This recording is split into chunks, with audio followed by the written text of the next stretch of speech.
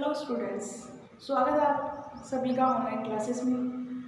आज अपन स्टार्ट करेंगे लेंथेनाइड्स का ही चल रहा था अपना। लेंथेनाइड्स में आज टॉपिक नया होगा अपना सेपरेशन, यानी कि लेंथेनाइडों का सेपरेशन किस तरीके से किया जा सकता है। आप सभी को पता है कि लेंथेनाइड एक खनिज के अंदर पाया जाता है, यानी कि नेचुरल होता है, नेचुरली होता है ये, यानी कि अपन कह सकते हैं कि मिट्टी में पाया जाता है ना। जितने भी लेंथेनाइड्स होते हैं वो नेचुरली होते हैं। केवल एक था आपके जो कि मैन मेड था, यानी कि पीएम जो था आपका क्या था, किसके द्वारा बनाया गया था, साइंटिस्ट के द्वारा बनाया गया था पीएम, है ना। तो अपन कह सकते हैं कि इसे छोड़कर जो बचते हैं आपके लेंथेनाइड्स वो क्या होते हैं, आपके नेचुरली होते हैं। यानी कि आप मोनोजाइट खनिज सैंड लेते हो अगर, यानी कि मोनोजाइट एक क्या है, मिट्टी का नाम है, उस मिट्टी के अंदर देखते हो तो आपको थोरियम तो कितने परसेंट मिलता है, टीएस तो मिलता है, जो आपका क्या होता है, एक्टिनाइड होता है ना। ये एक्टिनाइड तो आपका कितने परसेंट, 10% मिलता है। और जो 90% है इसके अंदर तो वो क्या प्राप्त होते हैं अपने को, जैसे सी हो गया, एंडोलियम हो गया, यूरोपियन हो गया। तो बाकी के जो बचते हैं वो आपके हैं 90% पाए जाते हैं मोनोजाइट खनिज के अंदर या मोनोजाइट सैंड के अंदर। अब बात आती है कि ये सारे एक मिक्स में होते हैं, यानी कि इनका मिश्रण पाया जाता है, तो इन्हें पृथक कैसे करें। पृथक करने के लिए अलग अलग मेथड अप्लाई करने पड़ेंगे अपने को। उनको अलग करने के बाद में अपन देख सकते हैं कि आपकी क्या है, इन्हें अलग किया जा सकता है। एक आपका फिजिकल मेथड होता है कि आप किसी के पानी की सहायता से इन्हें अलग कर सकते हो, या इनको पीस कर ऐसे कुछ पीस कर या उन्हें है ना ऊपर से हवा देकर कैसे भी उन्हें अलग किया जा सकता है। एक फिजिकली मेथड तो ये है, लेकिन इस मेथड से प्योर प्राप्त नहीं होता है जो अपने को चाहिए। यानी कि आपको चाहिए, मान लो यूरोपियन चाहिए, यूरोपियन को अलग कैसे करोगे, है ना, नहीं कर सकते फिजिकल मेथड से। अब अपन कर सकते हैं कि उनमें कुछ ना कुछ केमिकल प्रॉपर्टीज यानी कि उनकी रिएक्शंस करवा के देखें तो उन्हें अलग किया जा सकता है। देखो इनकी सबकी एक जैसी तो प्रॉपर्टी होगी नहीं। मान लो कोई मान लो किसी बेस में इन्हें डिजोल्व किया जाए तो ये है, ऐसा तो है नहीं कि सारे के सारे एक साथ एक जैसी ही क्रिया करेंगे, नहीं होता ऐसा केमिस्ट्री में कभी भी। केमिस्ट्री में कभी भी ये नहीं होता है कि आपके जितने भी एलिमेंट्स हैं, आप जैसे कोई फंक्शनल ग्रुप ले रहे हो, उन सभी का ऑक्सीकरण करवा रहे हो तो वो ऑक्सीकरण सेम सा नहीं होता, नहीं होता। इसी तरीके से लेंथेनाइड्स में ये होता है कि जितने भी लेंथेनाइड्स हैं वो क्या करते हैं, एक साथ किसी बेस के साथ क्रिया करते तो हैं, लेकिन उनकी रिएक्टिविटी क्या होती है, डिफरेंट होती है। यानी कि कोई तो क्रिया कर लेगा, कोई नहीं करेगा। इस तरीके से इनकी रिएक्टिविटी के आधार पर इन्हें अलग किया जाता है, इनका पृथक्करण किया जाता है। फर्स्ट अपन करते हैं किसी भी अपन कोई भी मेथड ले लेते हैं, है ना, उससे अपन देखते हैं कि इनका सेपरेशन किस आधार पे किया जा सकता है। ओके, अपन पहले में क्या करते हैं, मान लो मेरे पास कितने क्या है, लेंथेनाइड्स है, ये लेंथेनाइड्स है, इसमें कंप्लीट आएंगे आपके, एलन लिख लेती हूँ मैं, एलन है, ये कंप्लीट लेंथेनाइड्स है। अब इन लेंथेनाइड्स को मैं किसी बेस के अंदर डिजोल्व कर रही हूँ, है ना। तो ये बेस है, मान लो यहाँ कोई बीकर में रखा हुआ है, इस बीकर में क्या है, बेस है। तो अगर ये लेंथेनाइड इसके साथ क्रिया करेंगे तो एक जैसी तो इनकी रिएक्टिविटी होगी नहीं। क्या होगा, अगर जो लेस सोल्यूबल होगा आपका, यानी कि लेस सोल्यूबल कंपाउंड जो भी होगा आपका, यानी कि जो कम घुलनशील होगा, वो क्या बनाएगा, पीपीटी बनाएगा, यानी कि आपकी क्या होना, आउटशेप बनाएगा। अगर मान लो कोई बेस के अंदर डिजोल्व कंप्लीट हो ही रहा है तो वो तो क्या हो जाएगा, लिक्विड फॉर्म में आ जाएगा। जबकि जो अगर डिजोल्व नहीं हो रहा तो उसमें क्या होती है, स्कंदन होता है, पीपीटी बनती है, तो अपने पास पीपीटी बन जाएगी और वो क्या होगा, लेस ही बेसिक होगा। यानी कि अगर बेस में अगर डिजोल्व कर रहे हैं लेंथेनाइड्स को तो बेसिसिटी ऑर्डर देखना पड़ेगा अपने को। लेंथेनाइड से ल्यूटेशियम तक क्या होता है, आपके बेसिसिटी क्या होती है, डिक्रीज होती है, बेसिसिटी डिक्रीज होती है। ओके, तो इस आधार पर अपन देख सकते हैं, देखो अब अपने पास अगर इस लेंथेनाइड को अपन डिजोल्व कर रहे हैं किसी बेस में तो ये तो सोल्यूबल हो जाएगा क्योंकि वो हाई बेसिक है। इसकी तुलना में तो ये ज्यादा क्षारीय होगा, ज्यादा क्षारीय होगा तो क्या होगा, बिल्कुल जल्दी ही घुलेगा। लेकिन ये क्या होगा, आपका कम बेसिक होगा। इनके हाइड्रोक्साइड की बात हो रही है, इनकी नहीं। अगर मैं यहाँ लिख दूँ LnOH होल थ्राइस, ये किसी बेस से क्रिया करके LnOH होल थ्राइस बना रहे हैं तो ल्यूटेशियम क्या बनाएगा, ल्यूटेशियम OH होल थ्राइस बनाएगा, ये बनाएगा। अब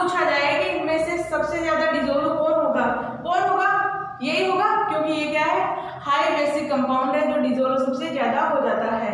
किसी भी जब सेपरेशन कर रहे हैं अपन किसी बेस की प्रेजेंस में, यानी कि बेस में डिसॉल्व कर रहे हैं अगर लैंथेनाइड्स को, तो क्या होता है, इनकी सोल्युबिलिटी के आधार पर अपन देखते हैं कि इनको पृथक किया जा सकता है या नहीं है।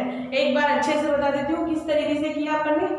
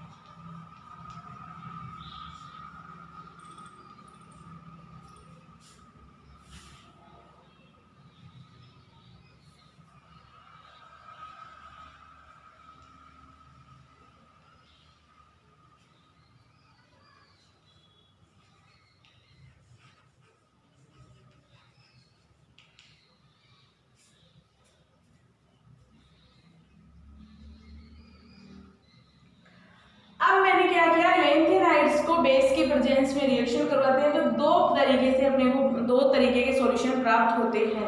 एक होता है अविलेय भाग, एक होता है विलेय भाग, यानी कि जो बेस के अंदर डिसॉल्व हो जाएगा वो विलेय भाग होगा, और जो अगर बेस के अंदर नहीं विलेय होता है यानी विलेय नहीं होता है तो वो होता है अविलेय भाग। इसके द्वारा क्या प्राप्त होगी, आपको पीपीटी प्राप्त होगी, यानी कि प्रेसिपिटेट बनेगा, अवक्षेप बनेगा, और इसमें क्या होगा, अवक्षेप नहीं बनेगा। ओके, अब इनको अलग कैसे कर सकते हैं, और फिर क्या करते हैं अपन, इसमें क्या करते हैं और बेस मिलाते हैं, तो क्रिया तो करेंगे लेकिन क्या होगा, कुछ फिर से नहीं करेंगे और फिर कुछ कर लेंगे ना। इस तरीके से अपन इन्हें डिफाइन कर सकते हैं, लेकिन ये मेथड ज्यादा कॉम्प्लिकेटेड होता है, इससे अपन इजीली प्योर फॉर्म में प्राप्त नहीं कर सकते। केवल अपन ये प्राप्त कर सकते हैं कि जो लेस बेसिक होगा आपके वो इस साइड आ जाएगा, जो हाई बेसिक होगा वो इस साइड आ जाएगा। अब आपके पास लैंथेनाइड से क्रिया करेगा, अगर बेस से OH होगा तो कैसी होगी क्रिया, LnOH होल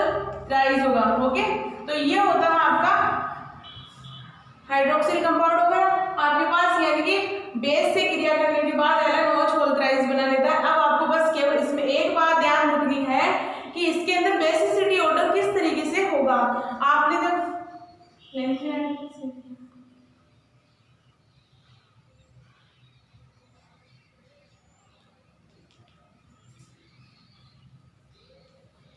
ये होते हैं आपके लैंथेनाइड्स, बीच में आ जाएंगे आपके। इनमें क्या करना है आपको, LnOH whole raise CeOH whole raise complete है क्या आपकी।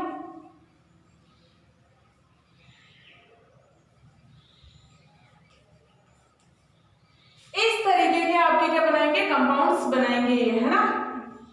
अब इन कंपाउंड्स को अपने को देखना है कि कौन ज्यादा बेसिक होगा, यानी कि किसकी सारीता सबसे ज्यादा होगी। सारीता सबसे ज्यादा किसकी होगी, मैंने कहा कि आपके बेसिसिटी ऑर्डर क्या होता है, आपके डिक्रीज होता है। इस साइड यानी कि जब लेफ्ट से राइट की तरफ जा रहे हो, आप लेफ्ट से राइट की तरफ जा रहे हो तो आपके क्या हो रहा है, बेसिसिटी डिक्रीज हो रही है। तो सबसे ज्यादा बेसिक कौन होगा, लैंथेनम होगा, फिर ये होगा, जो फिर बीच में आते हो जाएंगे, फिर ये होगा, सबसे कम ये होगा। तो अब बताओ आप इसमें सबसे अविलेय भाग में कौन से पर रहेंगे, आपके पास पोटेशियम वाले रहेंगे, और जो विलेय भाग होंगे वो किसमें जाएंगे, लैंथेनाइड्स में जाएंगे आपके। ओके, तो इस तरीके से इस विधि के द्वारा अपन इन्हें पृथक किया जा सकता है, और इसमें आ जाएगा लैंथेनम से हेंटोरिया तक।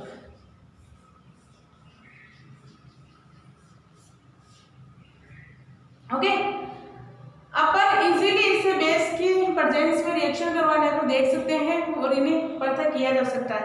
अब नेक्स्ट मेथड आता है आपका, किसी भी कॉम्प्लेक्स के अंदर, किसी भी कॉम्प्लेक्स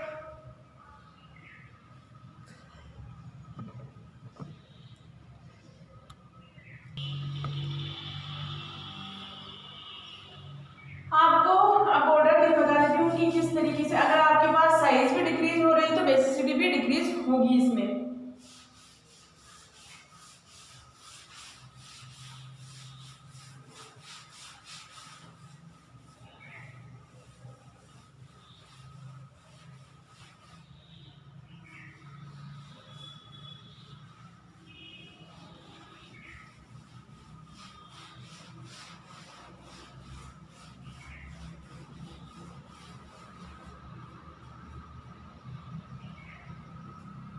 अब देखो आपके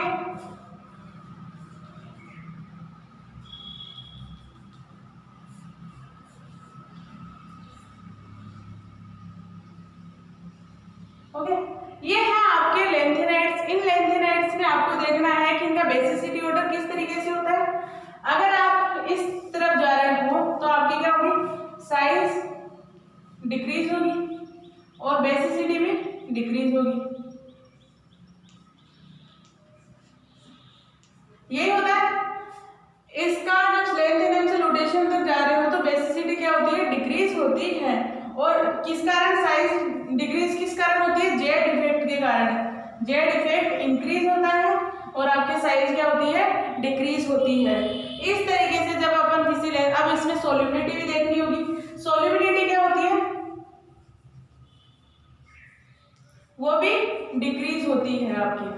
ओके, जब आपने देखा बेसिसिटी डिक्रीज हो रही है तो सोल्युबिलिटी भी डिक्रीज होगी। जो इस तरफ वाले आते हैं आपके, यहाँ से लेंथेनम से गैंडोलियम तक जीटी, इस वाले भाग में क्या होता है, सोल्युबिलिटी बढ़ती है, सोल्युबिलिटी ज्यादा रहती है। और इसमें क्या होती है, कम होती है। ल्यूटेशियम तक आपकी सोल्युबिलिटी भी क्या होती है, कम होती है। ओके, अब अपन देखेंगे कॉम्प्लेक्स फॉर्मेशन।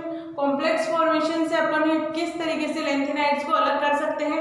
ये मेथड तो आपका था कि किसी बेस के अंदर डिसोल्व करने पर किस तरीके से हमें पृथक किया जा सकता है। सबसे बेस्ट मेथड होता है आपका आयन एक्सचेंज मेथड। लेकिन इससे पहले अपने देखेंगे कॉम्प्लेक्स मेथड की, कॉम्प्लेक्स मेथड से किस तरीके से इन्हें पृथक किया जा सकता है। देखो सबका अलग अलग, जब कॉम्प्लेक्स का निर्माण होता है वो सब अलग अलग तरीके से करते हैं। किस तरीके से करते हैं, आपके जैसे लेंथेनम से लुटेशियम तक जा रहे हो तो सोल्युबिलिटी भी डिक्रीज हो रही है और कॉम्प्लेक्स फॉर्मेशन भी बढ़ जाएगा। लेकिन कॉम्प्लेक्स फॉर्मेशन बढ़ जाता है इसके अंदर। किस तरीके से, क्योंकि आपके पास क्या है,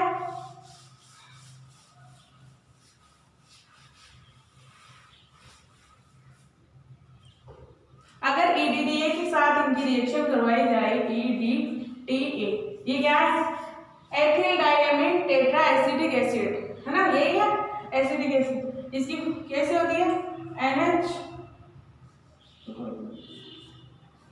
CH2 COH CH2 COH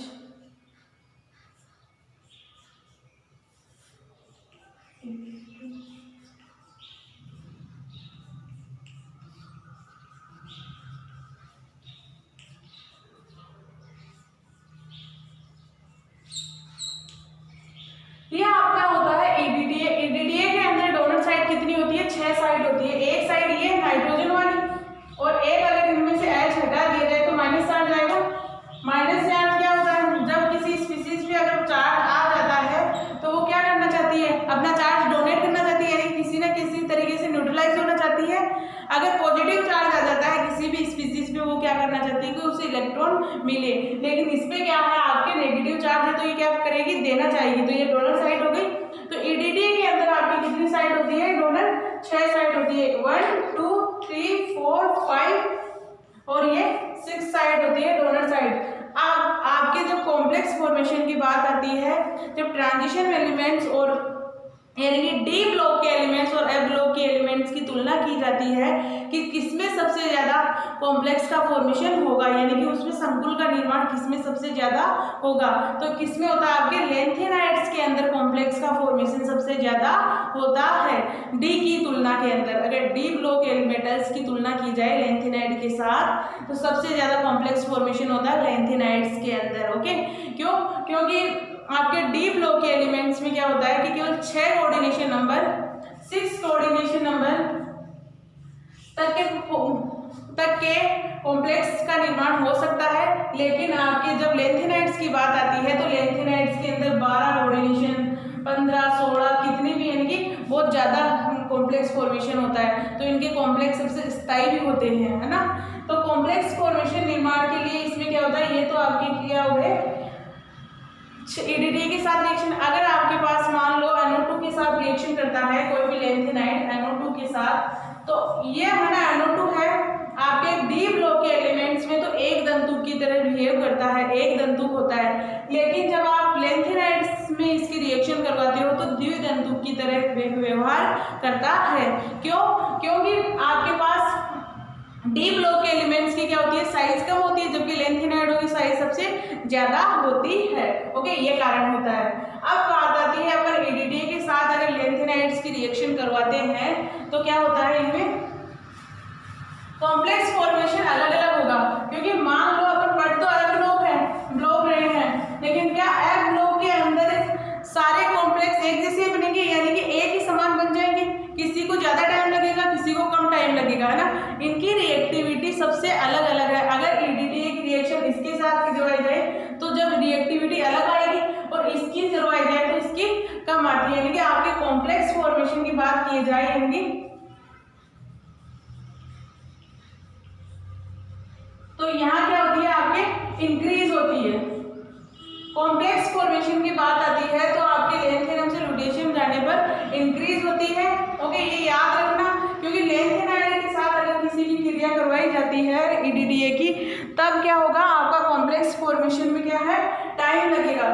time क्यों लगेगा? क्योंकि ये लेंथेनाइड और लुटेशियम की तुलना की जाए दोनों में, तो लुटेशियम जल्दी कॉम्प्लेक्स बना लेगा, जबकि लेंथेनाइड आपका क्या करेगा, कॉम्प्लेक्स का निर्माण नहीं करेगा। ओके,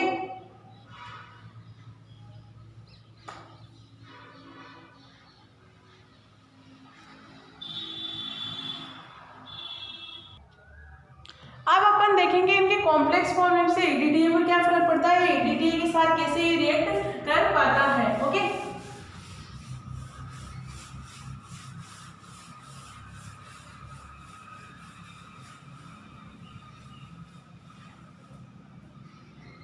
देखो आपके मान लो सारे लेंथेनाइड्स हैं, मिक्स में लिए गए हैं।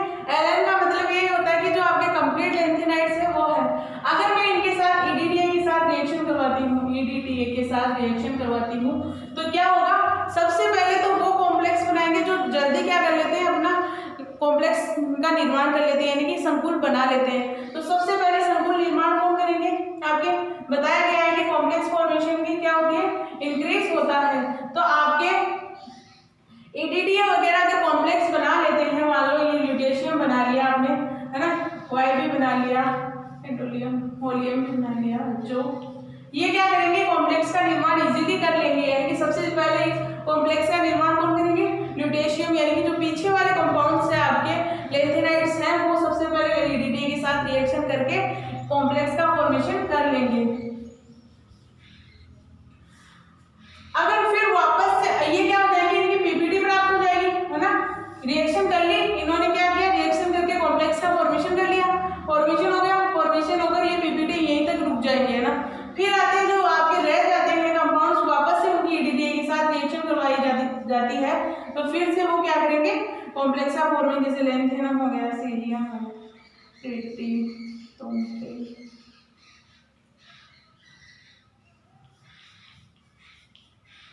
ये फिर वापस में जो लेंथेनाइड्स के साथ फिर ये बनाएंगे। अब इन्हें कैसे वर्तन किया जाए, क्योंकि मान लो आपके पास लेंथेनाइड की EDTA के साथ रिएक्शन करवा रहे हो आप, यहाँ 20 मिनट लगे आपको ये कॉम्प्लेक्स फॉर्म होने में, यहाँ तक की, है ना। अब मैं क्या कर रही हूँ, इन्हीं की वापस से क्रिया करवा रही हूँ EDTA के साथ, है ना। तो इनकी EDTA के साथ रिएक्शन क्या इनका सेम टाइम होगा, कॉम्प्लेक्स फॉर्मेशन नहीं होगा, क्योंकि मान लो ये 5 मिनट में बन गया था, इसको 10 मिनट लगे और इसे 25 मिनट लगे या 20 मिनट लगे। अब इनको करवाया जाए तो 5 मिनट में जो आपका कॉम्प्लेक्स फॉर्मेशन हुआ था वो निकलेगा बाहर में ल्यूटेशियम, फिर बाद में आपको YB निकलेगा, फिर HO निकलेगा। इस तरीके से इन्हें अलग किया जाता है कॉम्प्लेक्स के निर्माण के आधार पर। ओके, इसी तरीके से इनमें होगा, क्योंकि इनका सेम टाइम तो होगा नहीं, बस इन्हें डिवाइड किया गया है कि आपके सबसे ज्यादा कॉम्प्लेक्स फॉर्मेशन पहले ये करेंगे फिर ये करेंगे, है ना। लेकिन अगर इनमें भी देखा जाए, टाइम की लिमिट देखी जाए या रेट ऑफ रिएक्शन देखी जाए तो इनकी भी अलग अलग होगी, सेम नहीं होगी। तो इनकी रेट ऑफ रिएक्शंस के आधार पर अपन इन्हें पृथक कर सकते हैं कॉम्प्लेक्स फॉर्मेशन के आधार पर। अब आपके एक कॉन्सेप्ट और आता है जो आपका सेपरेशन का एक मेथड होता है और सबसे इम्पोर्टेंट मेथड वही है ion exchange method. Ion exchange method भी आपका क्या है, कॉम्प्लेक्स फॉर्मेशन के आधार पर ही लिया गया है कि किस तरीके से कॉम्प्लेक्स फॉर्मेशन हो सकता है। ओके,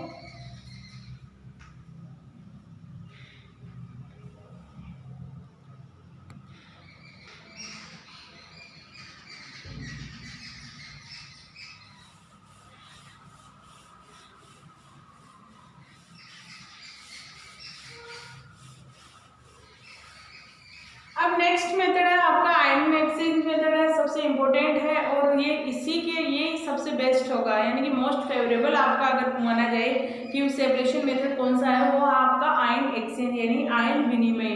आयन विनिमय किससे किया जाता है, आपके किसी भी कॉलम क्रोमेटोग्राफी यूज की जाती है आपके जब आपने बीएससी के अंदर कुछ प्रैक्टिकल्स किए थे, यानी कि एमिनो एसिड को सेपरेशन करने की बात होती है तब कौन सी क्रोमेटोग्राफी यूज करते हैं अपन, पेपर क्रोमेटोग्राफी या थिन लेयर क्रोमेटोग्राफी यूज करते थे। लेकिन आपके आयंस को अगर पृथक किया जाए, आपके मान लो रेडिकल्स हो गए, कोई सा भी आयन हो, जिंक +2 हो गए, जिंक प्लस हो गया, आपके निकल +2 हो गया, अगर ऐसे आयन को अपन पृथक करें तो कौन सी विधि सबसे ज्यादा फेवरेबल रहेगी, वो है आपके कॉलम क्रोमेटोग्राफी। कॉलम क्रोमेटोग्राफी क्या होती है, आपके कोई स्तंभ का मतलब होता है कि एक आपके ब्यूरेट जैसा होता है, ब्यूरेट से थोड़ा मोटा होता है ना, वो कॉलम आपका कैसे होता है, इस तरीके से होता है, थोड़ा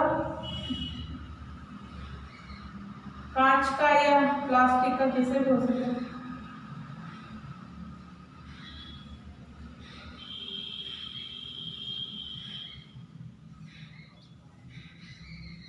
इस तरीके का कॉलम होता है।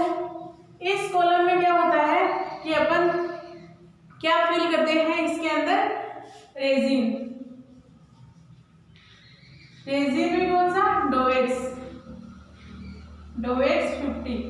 ओके, रेंजिन इसमें अपन फिलअप करते हैं। रेंजिन अपन जैसे आपने जब पेपर क्रोमेटोग्राफी की, थिन लेयर क्रोमेटोग्राफी की बात आती है तो अपन किस तरीके से उसका निर्माण करते हैं, कांच की प्लेट लेते हैं, कांच की प्लेट पे सिलिका जेल डाला जाता है, सिलिका जेल डालने पर उसकी एक परत बनाई जाती है, उस परत को तैयार किया जाता है सिलिकॉन से सिलिकॉन। इसी तरीके से कॉलम क्रोमेटोग्राफी खाली होता है, एक ब्यूरेट दिख रही है, इस ब्यूरेट के अंदर मान लो आप ब्यूरेट ही समझ लो, इस कॉलम का मतलब ब्यूरेट समझो आप। इस ब्यूरेट में अपन क्या भरेंगे, रेजिन भरेंगे।